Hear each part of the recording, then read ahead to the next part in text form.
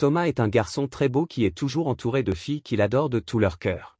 Il croit qu'il est très populaire, cependant, un ami lui dit qu'il n'a jamais eu de petite amie, et il comprend alors que les filles veulent seulement le regarder, mais pas le connaître. Thomas veut changer cela, donc il décide d'avoir une petite amie.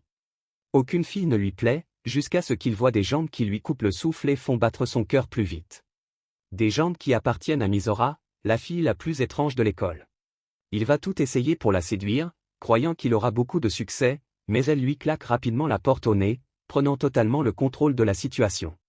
On voit que Thomas la regarde avec des yeux effrayés et soumis, car il ne s'attendait pas à ce rejet. Ses amis l'encouragent alors à réessayer, et Thomas s'excuse auprès de Misora, laquelle ne lui prête aucune attention.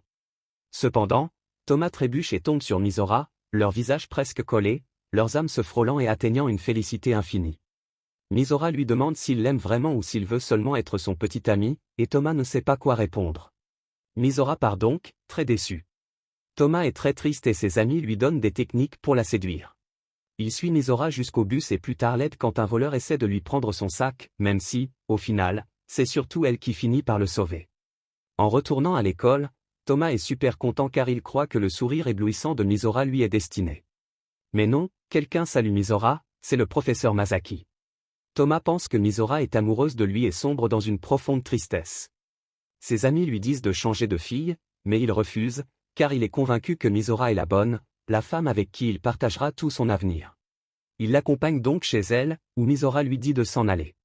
Cependant, Thomas déclare qu'il se confessera tous les jours à elle, puis il casse une boîte aux lettres. Il revient la même nuit pour la réparer, mais il aperçoit Misora et se frappe le doigt avec le marteau. La suite de cette histoire est sur la chaîne YouTube.